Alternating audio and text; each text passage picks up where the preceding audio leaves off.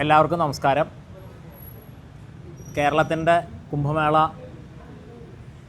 എന്ന തിരുനാവായ മഹാമാഘ മഹോത്സവത്തിന് ആ മഹോത്സവവുമായി ബന്ധപ്പെട്ട് പെട്ടെന്നുണ്ടായ ചില സംഭവവികാസങ്ങൾ, ആ സംഭവവികാസങ്ങളിൽ നമ്മളുടെ ഒരു പ്രതികരണം പറയുക എന്നുള്ളൊരു ഉദ്ദേശത്തോടു കൂടിയിട്ടാണ് ഈ പത്രസമ്മേളനം അടിയന്തരമായി വിളിച്ചു ചേർത്തത്. അതിൽ പെട്ടെന്ന് എല്ലാവരും ഉള്ള ഒരു സ്ഥലം എന്നുള്ളത് കൊണ്ടാണ് തൃശ്ശൂർ എന്നുള്ള ഇവിടെ ശങ്കര പരമ്പരയുടെ, കേരളത്തിലെ ശങ്കര പരമ്പരയുടെ ഒരു ആസ്ഥാനം കൂടിയാണ്. അതുകൊണ്ടാണ് നമ്മളിവിടെ പത്രസമ്മേളനം നടത്താം എന്ന് നിശ്ചയിച്ചത്. അപ്രതീക്ഷിതമായിട്ട് അവിടെ മാഘമഹോത്സവത്തിന് എത്തിച്ചേരുന്ന ആളുകൾക്ക് വേണ്ടിയിട്ട് അതിൻ്റെ യജ്ഞശാലയും അവിടേക്ക് ആളുകൾക്ക് സുഗമമായിട്ട് അവിടെ വരുന്ന തിരക്ക് നിയന്ത്രിക്കാനും ഒക്കെ വേണ്ടി നിർമ്മിച്ചുകൊണ്ടിരിക്കുന്ന താൽക്കാലിക സംവിധാനങ്ങൾ അപ്രതീക്ഷിതമായിട്ട് റവന്യൂ ഉദ്യോഗസ്ഥരും പോലീസും എത്തി തടയുന്ന ഒരു സാഹചര്യമാണ് ഇന്ന് രാവിലെ ഉണ്ടായത്. ഇതുമായി ബന്ധപ്പെട്ട് കഴിഞ്ഞ 2016 തൊട്ട് അവിടെ ഈ പഴയ കാലത്ത് മുടങ്ങിപ്പോയ 250 കൊല്ലം മുമ്പ് ബ്രിട്ടീഷ് സർക്കാർ നിർത്തലാക്കിയ മാഘത്തിൻ്റെ ഭാഗമായിട്ടുള്ള പൂജകളും അതിൻ്റെ നിളാസ്നാനവും ആരതിയുമൊക്കെ 2016 തൊട്ട് അവിടെ നടന്നു വരുന്നതിൻ്റെ ഒരു വിപുലീകരണം, അത് ഈ വർഷം മഹാകുംഭമേളയെ തുടർന്ന് കേരളത്തിൻ്റെ കുംഭമേള എന്നുള്ള ആ പൂർവ്വമായിട്ടുള്ള പ്രൗഢിയിലേക്ക് വരുന്നതിൻ്റെ ഭാഗമായിട്ട് സാധാരണഗതിയിൽ ഉണ്ടാകുന്നതിൽ കുറച്ചുകൂടി തിരക്കുണ്ടാവാൻ സാധ്യതയുണ്ട് എന്നുള്ളത് സംഘാടകർ എന്നുള്ള നിലയിൽ മുൻകൂട്ടി കണ്ടുകൊണ്ട് നവംബർ ആദ്യം തന്നെ ജില്ലാ കളക്ടർക്ക് ഇതിന് വേണ്ടിയിട്ടുള്ള സംവിധാനങ്ങളുമായിട്ട് സഹകരിക്കണം എന്നുള്ള രീതിയിലുള്ള അഭ്യർത്ഥന നമ്മൾ നടത്തിയിരുന്നു. അതുമായി ബന്ധപ്പെടുന്ന എല്ലാ തരത്തിലുള്ള സർക്കാർ സംവിധാനങ്ങൾക്കും DGP അടക്കമുള്ള പോലീസ് അധികാരികൾക്ക് ഒക്കെ ഇതിൻ്റെ ക്രമീകരണങ്ങൾ ചെയ്യുന്നതിന് വേണ്ടിയിട്ടുള്ള അഭ്യർത്ഥനകൾ നമ്മൾ നൽകിയിരുന്നു. സർക്കാർ തലത്തിലാണെങ്കിൽ ദേവസ്വം മന്ത്രിയെ വളരെ നേരത്തെ തന്നെ മുൻകൂട്ടി കണ്ട് ഇതിൻ്റെ രക്ഷാധികാരിയാവാൻ ക്ഷണിക്കുകയും അദ്ദേഹം അത് സമ്മതിക്കുകയും അങ്ങനെ ദേവസ്വം ബോർഡ് പ്രസിഡന്റുമാരും ദേവസ്വം മന്ത്രിയും ഒക്കെ ഇതിൻ്റെ ചടങ്ങിൻ്റെ ഒരു ഔദ്യോഗികമായിട്ടുള്ളൊരു സംഘാടനം എന്നുള്ള നിലയിലല്ല എങ്കിൽ പോലും രക്ഷാധികാരിയായിട്ട് എന്നുള്ള നിലയിൽ ഇരിക്കാൻ സമ്മതിക്കുകയും അങ്ങനെ സർക്കാർ സംവിധാനങ്ങളെയൊക്കെ നിരന്തരം ബന്ധപ്പെട്ടുകൊണ്ടും അവരെയൊക്കെ കാര്യങ്ങൾ അറിയിച്ചുകൊണ്ടുമാണ് ഇതിൻ്റെ പ്രവർത്തനങ്ങൾ മുന്നോട്ട് പോരുന്നത്. സ്വാഭാവികമായിട്ടും നവംബർ ആദ്യം എന്നുള്ള നിലയിൽ കളക്ടർ പഞ്ചായത്ത് തെരഞ്ഞെടുപ്പിൻ്റെയൊക്കെ തിരക്കുകളിലാണ്. അപ്പോൾ നിങ്ങൾ കാര്യങ്ങൾ ചെയ്യൂ, ഇത് കഴിഞ്ഞാൽ ഞങ്ങൾ ഞങ്ങളുടെ കാര്യങ്ങൾ ചെയ്യാം എന്നുള്ളൊരു മറുപടിയാണ് അവിടെ നിന്നുണ്ടായത്. എന്നാൽ യാതൊരു തരത്തിലുള്ള നടപടികളും നമ്മൾ അതിൻ്റെ കാര്യങ്ങളുമൊക്കെ ആയിട്ട് മുന്നോട്ട് പോകുന്നു. സർക്കാർ സംവിധാനം, സംസ്ഥാന സർക്കാർ തലത്തിൽ നിന്നാണെങ്കിലും നമുക്ക് കിട്ടിക്കൊണ്ടിരുന്നൊരു മറുപടികൾ അത് നടത്തുന്നതിന് വേണ്ടിയിട്ടുള്ള എല്ലാ തരത്തിലുള്ള സൗകര്യങ്ങളും അതിൻ്റെ സംവിധാനങ്ങളും ഒക്കെ കളക്ടറും SP-യും ഒക്കെ ആയിട്ട് ചർച്ച ചെയ്ത് അതിൻ്റെ സംവിധാനങ്ങളൊക്കെ ചെയ്യാം എന്നുള്ള മറുപടികളാണ് കിട്ടിക്കൊണ്ടിരുന്നിരുന്നത്. പക്ഷേ അപ്രതീക്ഷിതമായിട്ടാണ് ഇപ്പോൾ ഇതുമായി ബന്ധപ്പെട്ടിട്ടുള്ള ഈ യജ്ഞശാല അതുപോലെ അവിടേക്ക് പോകാനുള്ള താൽക്കാലികമായിട്ടുള്ള, അത് അവിടെയാണെങ്കിൽ സർവോദയമേള ഫെബ്രുവരി മാസം നടക്കുന്ന കേളപ്പജിയുടെ ഒരു സമാധിസ്ഥാനം കൂടിയാണ്. അവിടെ നടന്നു വരുന്ന സർവോദയമേളയ്ക്ക് എല്ലാ വർഷവും നിർമ്മിക്കാറുള്ള പാലം ഇത്തിരി കൂടുതൽ മുൻകൂട്ടി നിർമ്മിക്കുകയാണ് നമ്മൾ ചെയ്തത് മണപ്പുറത്തേക്ക് കടക്കാൻ വേണ്ടിയിട്ട്. അപ്പം അത്തരം പ്രവർത്തനങ്ങളൊക്കെ നിർത്തിവെക്കണം എന്ന് പറഞ്ഞുകൊണ്ടുള്ള ഒരു അടിയന്തര നടപടിയാണ് ഇപ്പോൾ സർക്കാരിൻ്റെ ഭാഗത്തു നിന്നുണ്ടായത്. യഥാർത്ഥത്തിൽ അവിടെ ആ മണപ്പുറം ഹിന്ദു വിശ്വാസത്തെ സംബന്ധിച്ചിടത്തോളം രാജരാജേശ്വരിയുടെ അധിഷ്ഠാനം കൂടിയാണ്. ഈ ത്രിമൂർത്തി സംഗമം എന്നുള്ള രീതിയിലുള്ള ആ ത്രികോണമധ്യേ രാജരാജേശ്വരി സ്ഥിതി ചെയ്യുന്ന ദിവ്യമായിട്ടുള്ളൊരു സ്ഥലം കൂടിയാണ് ആ മണപ്പുറം, അവിടെയുള്ള ഹിന്ദു സംസ്കൃതിയെ സംബന്ധിച്ചിടത്തോളം. അപ്പോൾ അവിടെ ഒരു യജ്ഞഭൂമി എന്നുള്ള രീതിയിൽ വരുന്നതിനെ തടയുകയാണ്. അത് വലിയൊരു തിരക്ക് വരുമ്പോൾ സ്വാഭാവികമായിട്ടും അതിനെ മാനേജ് ചെയ്യാനും ആ ഒരു സ്ഥലത്തെ കൂടി ഉപയോഗപ്പെടുത്തേണ്ടത് അനിവാര്യമായിട്ടുള്ള ഘട്ടത്തിൽ അത് പോലീസും ഒക്കെ തന്നെ നമ്മളോട് സംസാരിച്ചു കൊണ്ടിരുന്നിരുന്നത് അത്തരത്തിലുള്ള രീതിയിൽ സംവിധാനം ചെയ്യണം. അപ്പോൾ നദിയുടെ ഇരുഭാഗങ്ങളിൽ നിന്നും അങ്ങോട്ടുള്ള പ്രവേശനവും മറ്റുള്ള കാര്യങ്ങളുമൊക്കെ സുഖകരമാകും എന്നുള്ള രീതിയിലാണ്. അപ്പം അതിനെയാണ് ഇങ്ങനെ ഒരു തടസ്സപ്പെടുത്തുന്ന സ്ഥിതി ഉണ്ടായത്. അപ്പോൾ ആ തടസ്സപ്പെടുത്തുന്നതിൻ്റെ മറികടക്കുന്നതിന് വേണ്ടിയിട്ട് നമ്മൾ അതിൻ്റെ നിയമപരമായിട്ടുള്ള മാർഗ്ഗങ്ങൾ കാര്യങ്ങളൊക്കെ അതിൻ്റെ കാര്യങ്ങളിലേക്കൊക്കെ കടക്കുകയാണ്. ഒപ്പം തന്നെ ഇതിൻ്റെ സംഘാടന അല്ലെങ്കിൽ അതിന് നേതൃത്വം നൽകുന്ന ആചാര്യ പരമ്പരയ്ക്ക് വേണ്ടിയിട്ട് പറയാനുള്ളത്, അത് മാഘം ഭംഗിയായി നടത്തും എന്നുള്ളതാണ്. ജനുവരി 19-നാണ് അതിൻ്റെ ധർമ്മധ്വജ ആരോഹണം. 16-ന് തൊട്ട് അതിൻ്റെ പ്രായശ്ചിത്ത കർമ്മങ്ങൾ എന്നുള്ള നിലയിലുള്ള ബലി കർമാദികൾ അവിടെ പ്രത്യേകമായിട്ട് ഇതിൻ്റെ ബലി കർമാദികൾ അവിടെ പിതൃയാനം എന്നുള്ള നിലയിൽ തുടങ്ങും. അത് 16, 17, 18 തീയതികളിൽ.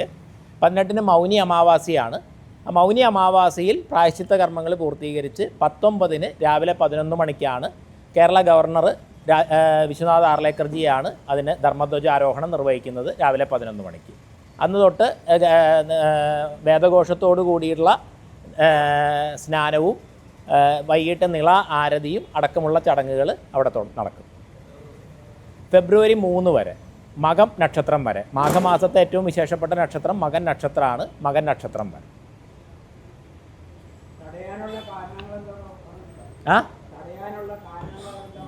തടയാനുള്ള കാരണങ്ങളൊന്നും ഇപ്പോൾ നമ്മളുടെ അടുത്ത് പറഞ്ഞിട്ടില്ല. ഇപ്പോൾ അവരവിടെ പോലീസിനെ കൂട്ടി അവിടെ പണി നടക്കുന്ന ആളുകളുടെ അടുത്ത് വന്നിട്ട് ഇതിന് പെർമിഷൻ തരാൻ പറ്റില്ല, നിർത്തിവെക്കണം എന്ന് പറയുകയാണ് ചെയ്തത്. സ്വാഭാവികമായിട്ടും നമുക്കത് തരുമായിരിക്കാം, എന്തെങ്കിലുമൊക്കെ കാരണങ്ങൾ അവർ പറയുമായിരിക്കാം. അപ്പോൾ അവിടെ തന്നെ ഇതിന് തൊട്ട് മുമ്പ് ഈ മണപ്പുറത്തിന് തൊട്ട് മുമ്പാണ് ഒരു മുസ്ലിം വിഭാഗത്തിൻ്റെ സമ്മേളനം അവിടെ നടക്കുന്നത്. അറിയുന്ന ആളുകൾക്ക് അറിയുന്നുണ്ടാവാം. അതുപോലെ ഇവിടെ ഒരുപാട് കാര്യങ്ങൾ അവിടെ ഭംഗിയായി നടന്നു പോകുന്ന രീതിയിലുള്ള സംവിധാനങ്ങളൊക്കെ ഉള്ളതാണ്. പക്ഷേ ഇതിനെതിരെ അപ്രതീക്ഷിതമായിട്ടുള്ള ഒരു സമീപനമാണ് ഇപ്പോൾ ഈ ഉദ്യോഗസ്ഥ തലത്തിൽ കൈക്കൊണ്ടിരിക്കുന്നത്. അത് സംസ്ഥാന സർക്കാരിൻ്റെ ഒരു നിലപാടാണോ അതോ സർക്കാരിനെ പോലും അവഗണിച്ചുകൊണ്ട് ഉദ്യോഗസ്ഥ തലത്തിലെടുത്തിരിക്കുന്ന നിലപാടാണോ എന്നുള്ളതൊന്നും നമുക്കറിയില്ല. എന്താണെങ്കിലും ഭാരതം മുഴുവൻ നടന്നുകൊണ്ടിരിക്കുന്ന ഒരു വലിയ തരത്തിലുള്ള ആധ്യാത്മിക സംഗമങ്ങൾ, ആ ആധ്യാത്മിക സംഗമത്തിൻ്റെ വലിയൊരു പശ്ചാത്തലം പൂർവികമായിട്ട് ഭാരതത്തിനുള്ളത് ഇത്തരം കാര്യങ്ങളെ തടയാൻ വേണ്ടിയിട്ടുള്ള ശ്രമങ്ങൾ പല കാലത്തും ഉണ്ടായിട്ടുണ്ട്. ഇപ്പോൾ പ്രയാഗ്രാജ് കുംഭമേളയിൽ മുഗൾ ഭരണാധികാരികളും ബ്രിട്ടീഷ് ഭരണാധികാരികളും അന്ന് 3 രൂപ ടാക്സ് നിശ്ചയിച്ചുകൊണ്ട് ഇതിനെ നിർത്തലാക്കാൻ നോക്കിയിട്ടുണ്ട്. പശ്ചിമ ബംഗാളിൽ ത്രിവേണി കുംഭ് നടന്നിരുന്നപ്പോൾ അതിന് നേതൃത്വം നൽകിയ മഹാമണ്ഡലേശ്വരെയും ആ 3000-ഓളം വരുന്ന സന്യാസികളെയും കൊന്നുകൊണ്ടാണ് അത് അവസാനിപ്പിച്ചത് സിക്കന്ദർ ലോധി. കേരളത്തിലാണെങ്കിൽ തന്നെ ഇത് നടന്നിരുന്നത് 270 വർഷം മുമ്പ് ബ്രിട്ടീഷ് ഭരണാധികാരികൾ നിർത്തലാക്കിയിട്ടുള്ള സംഗമമാണ്. അപ്പോൾ അതിൻ്റെയൊക്കെ ഒരു തുടർച്ച പോലെ ആണ് ഇപ്പോൾ കളക്ടറുടെ ഭാഗത്ത് നിന്ന് ഈ ഒരു നടപടി ഉണ്ടായിരിക്കുന്നത്. അത് കളക്ടറുടേതായിട്ടുള്ള സ്വന്തം നിലയ്ക്കെടുത്ത തീരുമാനമാണോ അല്ലെങ്കിൽ അത് സർക്കാരിൻ്റെ ഒരു തീരുമാനത്തിൻ്റെ ഭാഗമാണോ എന്നൊന്നും നമുക്കറിയില്ല. പക്ഷെ ഇന്ന് ഇത്തരത്തിലുള്ളൊരു സാഹചര്യം ഉണ്ടായി. എന്ത് തന്നെ സാഹചര്യമാണെങ്കിലും അത് ഹിന്ദുധർമ്മത്തിൻ്റെ ആചാരപരമായിട്ടുള്ള വിശ്വാസപരമായിട്ടുള്ള പരമ്പരകളുടെ ഒരു ധർമ്മമാണ് മാഘം ചെയ്യുക എന്നുള്ളത്. ആ മാഘം അവിടെ ഭംഗിയായി തന്നെ നടക്കും. അതിൻ്റെ കാര്യക്രമങ്ങൾ നിശ്ചയിച്ച പോലെ തന്നെ നടക്കും എന്നുള്ളതാണ് ഇതുമായി ബന്ധപ്പെട്ടിട്ടുള്ള സംഘാടക സമിതിയുടെ തീരുമാനം.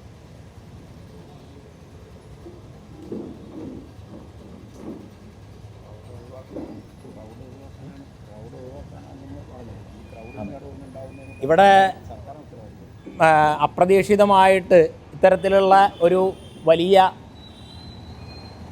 പ്രയാഗ്രാജ് കുംഭമേളയുടെ പശ്ചാത്തലത്തിൽ ഒരു വലിയ തിരക്ക് അവിടെ ഉണ്ടായേക്കാം എന്നുള്ളത് ഒരു മുൻകൂട്ടി കണ്ടുകൊണ്ടാണ് വിപുലമായിട്ടുള്ള സംവിധാനങ്ങൾ. അത് ശരിക്കും സർക്കാരിൻ്റെയൊക്കെ കൂടി ഒരു സഹകരണത്തോടു കൂടിയും മേൽനോട്ടത്തോടും കൂടിയൊക്കെയാണ് നടക്കേണ്ടത്.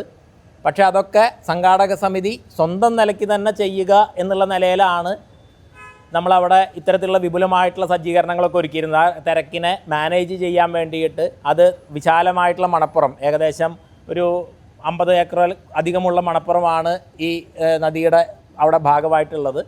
അപ്പോൾ അതിനെ ഉപയോഗപ്പെടുത്തിക്കൊണ്ട് ഈ വലിയ തിരക്കിനെ മുഴുവൻ നിയന്ത്രിക്കാൻ, ഭംഗിയായി നിയന്ത്രിക്കുന്നതിന് വേണ്ടിയിട്ടുള്ള സംവിധാനമാണ് അവിടെ ഒരുങ്ങിക്കൊണ്ടിരുന്നിരുന്നത്. അപ്പോൾ ആ സംവിധാനത്തെ തടഞ്ഞുകൊണ്ട്, ആ ക്രൗഡ് മാനേജിന് വേണ്ടിയിട്ടുള്ള സംവിധാനത്തെ തടഞ്ഞുകൊണ്ട് അവിടെ തിരക്കുകൊണ്ട് ഒരു പ്രശ്നം സൃഷ്ടിച്ചുകൊണ്ട് ഇതിനെ മറ്റുള്ള തരത്തിലുള്ള ചർച്ചകൾ ഉണ്ടാക്കാനുള്ളൊരു ശ്രമത്തിലേക്ക് കൂടിയാണോ കളക്ടർ ഇതിനെ മുന്നോട്ട് കൊണ്ടുപോകുന്നതെന്നുള്ളതും നമുക്ക് സംശയമുണ്ട്. ഏകദേശം പാലത്തിൻ്റെയൊക്കെ കാര്യങ്ങളൊരു 70-80% പൂർത്തിയായിരുന്നു. പന്തലിൻ്റെ അല്ല, പന്തൽ അവിടെ യജ്ഞശാലയാണ്. അതിപ്പോൾ 2-3 ദിവസം കൊണ്ട് പൂർത്തിയാക്കാവുന്നതല്ല. അവിടെ പ്രധാനമായിട്ട് ആ മണപ്പുറം വൃത്തിയാക്കുക എന്നുള്ളതാണ്. കാരണം അതവിടെ കാട് പിടിച്ച് അല്ല, അവിടെ എല്ലാവരും പോലീസും ഒക്കെ വന്ന് നിരന്തരം പറഞ്ഞുകൊണ്ടിരുന്നിരുന്നത് നമ്മളതിൻ്റെ ഒരു സർക്കാരുമായിട്ട് ചേർന്നുകൊണ്ട് അവരുടെ കൂടി എന്തെങ്കിലും പ്ലാൻ ഉണ്ടെങ്കിൽ അതിനനുസരിച്ച് കൂടി ചെയ്യാമെന്നുള്ള രീതിയിൽ നമ്മൾ കുറച്ച് വൈകിട്ടാണ് കാര്യങ്ങളൊക്കെ തുടങ്ങിയത്.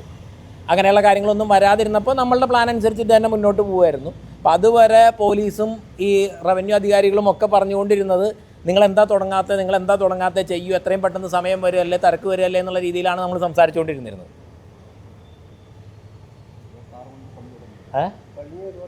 26 മുതൽ അവിടെ കാര്യങ്ങൾ നടക്കുന്നുണ്ട്. ഇപ്പോൾ കളക്ടറുമായിട്ട് നമ്മുടെ സംഘാടക സമിതി ഭാരവാഹികൾ നിരന്തരം എല്ലാ ദിവസവും എന്നതുപോലെ തന്നെ കളക്ടറായിട്ടും ഈ അധികാരികളുമായിട്ടും ഒക്കെ ബന്ധപ്പെട്ടുകൊണ്ടിരിക്കുന്നുണ്ട്.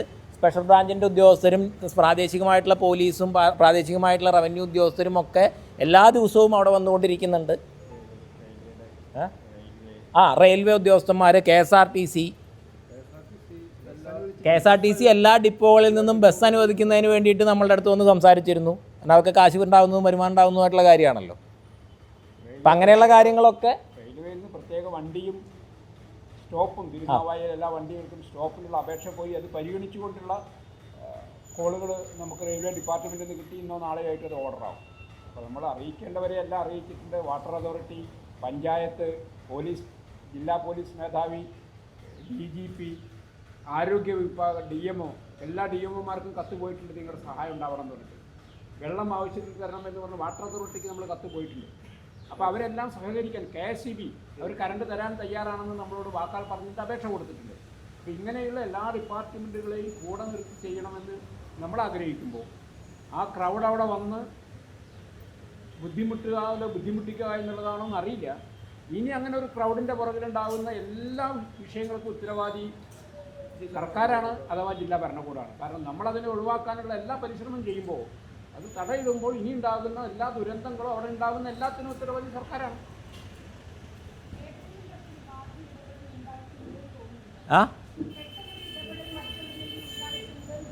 അല്ല, പെട്ടെന്നൊരു ഇടപെടലല്ല. നമ്മളിതിൻ്റെ ഒരു ക്രോണോളജി പരിശോധിക്കുമ്പോൾ ഇത് പെട്ടെന്നുണ്ടായൊരു ഇടപെടലല്ല, ബോധപൂർവം. കാരണം സാധാരണഗതിയിൽ ഇതിൻ്റെ ഒരു നടപടിക്രമം എന്ന് പറഞ്ഞു കഴിഞ്ഞാൽ ഇതിൻ്റെ ഇങ്ങനൊരു കാര്യം നടക്കുന്നതിന് കളക്ടർക്ക് ഒരു കത്ത് കൊടുത്താൽ കളക്ടർ ഉടനെ തന്നെ അങ്ങേയറ്റം ഒരാഴ്ചയ്ക്കുള്ളിൽ ഒരു കോർഡിനേഷൻ കമ്മിറ്റി വിളിച്ച് ഓരോ ഡിപ്പാർട്ട്മെൻറ്റുകൾക്ക് ഇതിൻ്റെ ചുമതല കൊടുക്കും, ഓരോ ഉദ്യോഗസ്ഥന്മാർക്ക്. പിന്നെ ആ ഉദ്യോഗസ്ഥന്മാരാണ് സംഘാടക സമിതിയുമായി ബന്ധപ്പെട്ട് ഉദ്യോഗസ്ഥന്മാരുടേതായിട്ടുള്ള അതിൻ്റെ വ്യവസ്ഥകൾക്കനുസരിച്ചുകൊണ്ട് ഇതിൻ്റെ വ്യവസ്ഥകളെയും ക്രമീകരിക്കാൻ വേണ്ടിയിട്ടുള്ള സംവിധാനം ചെയ്യുക. അതിപ്പോൾ നമ്മുടെ തൃശ്ശൂർ പൂരത്തിനാണെങ്കിലും ആലുവ ശിവരാത്രിക്കൊക്കെ ആണെങ്കിലും നടക്കുന്ന കാര്യങ്ങൾ അങ്ങനെയൊക്കെ തന്നെയാണ്. അപ്പോൾ അത് ശരിക്കും കളക്ടറുടെ ഭാഗത്തുനിന്ന് ചെയ്യേണ്ടതാണ്. അപ്പോൾ അത് അവസാന നിമിഷം വരെയായിട്ടും ചെയ്യാതിരിക്കുന്നതിൽ തന്നെ ബോധപൂർവമായിട്ടുള്ള വളരെ മുൻകൂട്ടി തന്നെയുള്ളൊരു പ്ലാനിങ് ഇത്തരം കാര്യങ്ങൾ മോശമാക്കുന്നതിന് വേണ്ടിയിട്ട്, ഏതെങ്കിലും അപകടത്തിലേക്ക് ഇതിനെ കൊണ്ടുപോകുന്നതിന് വേണ്ടിയിട്ട് ഉണ്ട് എന്നാണ് നമുക്ക് തോന്നുന്നത്. നിശ്ചയിച്ച പരിപാടികളിലൊന്നും മാറ്റമില്ല. ഇതിന് തിരൂർ RTO ഒരു മീറ്റിംഗ് വിളിച്ചിരുന്നു, കോർഡിനേഷൻ കമ്മിറ്റി നമുക്ക് ഉണ്ടാക്കണം എന്നൊക്കെ പറഞ്ഞു. അത് കഴിഞ്ഞ് ആ മാസം 17-ാം തീയതി ഡിസംബർ 17-ന് അവർ ഒന്നിച്ചിട്ട് നമുക്ക് സ്ഥലം സന്ദർശിക്കാം. അപ്പോൾ ഈ ഇലക്ഷൻ കഴിയട്ടെ, ആ ഇലക്ഷൻ്റെ വോട്ടെണ്ണൽ കഴിഞ്ഞ് കുറച്ച് തിരക്കാണ്, ഒരു റിപ്പോർട്ട് ഞങ്ങൾക്ക് തരണം എന്ന് പറഞ്ഞിട്ട് അപ്പോഴും ഞങ്ങൾ റിപ്പോർട്ട് കൊടുത്തിട്ടുണ്ട്. പിന്നെ അതിൽ തുടർ നടപടികളൊന്നുമില്ല. നമുക്ക് അങ്ങനെ ഒരു പ്രതീക്ഷ പറയാൻ പറ്റില്ല. എങ്കിലും ഒരു ദിവസം 50,000-ഓളം പേരൊക്കെ എത്തിച്ചേർന്നേക്കാം എന്നുള്ളതാണ് നമുക്ക് അതിൻ്റെ ഒരു പ്രതികരണങ്ങളിൽ നിന്ന് നമ്മൾ ഏകദേശം അനുമാനിക്കുന്നത്. എന്താ? അല്ല, മുമ്പൊക്കെ അവിടെ പ്രാദേശികമായിട്ട് വളരെ ചെറിയ രീതിയിലാണ് നടന്നത്. 5,000, 6,000, 7,000 പേരൊക്കെ പങ്കെടുക്കുന്നത്. 10,000 വരെയൊക്കെ കഴിഞ്ഞ വർഷം. അവിടെ വാവ് ബലിക്കൊക്കെ 50,000, 60,000 ആളുകൾ എല്ലാ വർഷവും വരുന്ന ഒരു സ്ഥലമാണ്. പക്ഷെ അത് കണ്ടിന്യൂസ് ആയിട്ട് വരുന്നു എന്നുള്ളത് കൊണ്ടാണ് നമ്മൾ അതിൻ്റെ ഏറ്റവും പ്രധാനപ്പെട്ട സ്ഥലം. ഈ പഴയ കാലത്ത് ഈ മഹാമഖം നടന്നിരുന്നത് ഈ മണപ്പുറത്താണ്. അപ്പോൾ ആ സ്ഥലത്ത് അതിൻ്റേതായിട്ടുള്ള സംവിധാനങ്ങൾ നിന്നുകൊണ്ട്, കാരണം അവിടെ ഒരു 5 ലക്ഷം പേരെത്തിയാലും ഒരു ബുദ്ധിമുട്ടും ഇല്ലാത്ത മണപ്പുറം അത്, കാരണം അങ്ങനെ വിശാലമായിട്ട് കിടക്കുകയാണ്. അപ്പോൾ അങ്ങനെയുള്ള സ്ഥലത്ത് അതിൻ്റെ സൗകര്യങ്ങൾ ഏർപ്പെടുത്തിക്കൊണ്ട് ഈ തിരക്കിനെ വളരെ ഭംഗിയായി മാനേജ് ചെയ്യുന്നതിന് വേണ്ടിയിട്ടുള്ള ശ്രമങ്ങളാണ് നമ്മൾ നടത്തിയിരുന്നത്. അത് ഓരോ ഘട്ടത്തിലും ജില്ലാ ഭരണകൂടവും ഒക്കെയായിട്ട് ചർച്ച ചെയ്തും അവരെന്ത് പറയുന്നു അതിന് സഹകരിക്കാൻ നമ്മൾ തയ്യാറാണ് എന്നുള്ള രീതിയിലാണ് മുന്നോട്ട് പോയിരുന്നത്. അപ്പോൾ കാര്യങ്ങൾ ചെയ്യൂ നടക്കട്ടെ, നമ്മൾ ഇലക്ഷൻ്റെ തിരക്കാണ്, അങ്ങനെയുള്ള തിരക്കുകളാണ് എന്ന് പറഞ്ഞിട്ടാണ് അതിനെ നീട്ടിക്കൊണ്ട് പോയിരുന്നത്. പക്ഷേ ആ നീട്ടിക്കൊണ്ട് പോകുന്നത് ഇത്തരത്തിലുള്ളൊരു കാര്യങ്ങൾക്ക് വേണ്ടിയിട്ടാണ് എന്നുള്ളത് നമുക്കിപ്പോഴാണ് അതിൻ്റെ ഒരു കാര്യത്തിലേക്ക് വരുന്നത്. ഡിസംബർ 26 മുതൽ അവിടെ 5 JCB-കൾ ഈ പുഴക്കര വൃത്തിയാക്കുന്നുണ്ട്. അത് ഏകദേശം മിനിങ്ങാന്ന് വരെയുണ്ട്, ഒരു എതിർപ്പുമില്ല. അത്രയും സ്ഥലം നമ്മൾ വൃത്തിയാക്കുമ്പോഴും അവർക്ക് പറയാം ഞങ്ങൾ അനുവദിക്കില്ല എന്നുള്ളത്. പാലം പണി ഏകദേശം 70% പൂർത്തിയായി, അപ്പോഴും അവർക്ക് എതിർപ്പില്ല. എതിർപ്പില്ല എന്ന് മാത്രമല്ല, അവർ ആവശ്യപ്പെട്ടുകൊണ്ടേ ഇരിക്കുകയായിരുന്നു അത് വേഗം തീർക്കും, വേഗം എന്നുള്ളതാണ് അവർ പറയുക. വില്ലേജ് ഓഫീസർ അതിൻ്റെ അതിൽ മറ്റേ ഇനിയൊരു ഉത്തരവുണ്ടാകുന്നത് വരെ ഇതൊക്കെ നിർത്തിവെക്കണം എന്ന് പറഞ്ഞിട്ട് സമീപത്ത് നിർമ്മാണം നടത്താൻ പാടില്ല, പുഴയിലുള്ള നിർമ്മാണ പ്രവർത്തനങ്ങൾ നിർത്തിവെക്കണം എന്ന് പറഞ്ഞുകൊണ്ടുള്ള ഒരു സ്റ്റോപ്പ് കാരണമൊന്നുമില്ല. നോട്ടീസ് ഒന്നും ഇത് ഇത്രയേ ഉള്ളൂ. തിരുനാവായ വില്ലേജ്, തിരുനാവായ അംശം ദേശം, സർവേ നമ്പർ 457, പുറംപോക്ക് ഭൂമി, ഭാരതപ്പുഴ കയ്യേറി അനുമതിയില്ലാതെ പാലം നിർമ്മിക്കുന്നതിന് പുഴയിലേക്ക് JCB ഇറക്കി പുഴ നിരപ്പാക്കി നിർമ്മാണ പ്രവർത്തനങ്ങൾ നടത്തുന്നതും ശ്രദ്ധയിൽപ്പെട്ടിട്ടുണ്ട്. എത്ര ദിവസം കഴിഞ്ഞിട്ട്? ആയത് കേരള നദീതീര സംരക്ഷണ നിയമം 2001-ന്റെ ലംഘനമാണ്. ആയത് കുറ്റകരവും പിഴയും ചുമത്താവുന്ന കുറ്റമാണ്. ആയതിനാൽ എന്നിൽ നിക്ഷിപ്തമായിട്ടുള്ള അധികാരം ഉപയോഗിച്ചുകൊണ്ട് താങ്കളുടെ പ്രസ്തുത പ്രവൃത്തി ഇനിയൊരു ഉത്തരവുണ്ടാകുന്നവരെ തടഞ്ഞുകൊണ്ട് ഇതിനാൽ ഉത്തരവാകുന്നു. ഈ 4 വരിയാണ് വില്ലേജ് ഓഫീസർ.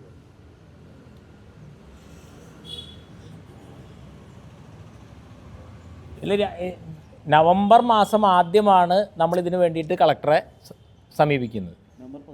നവംബർ 14. അപ്പോൾ അന്ന് കളക്ടർ നമുക്ക് പറയുന്നൊരു കാര്യം, നിങ്ങൾ കാര്യങ്ങൾ നടത്തൂ, നമ്മൾ ഇലക്ഷൻ കഴിഞ്ഞ് കഴിഞ്ഞാൽ അതിൻ്റേതായിട്ടുള്ള നടപടികൾക്ക് കിടക്കാമെന്നാണ്.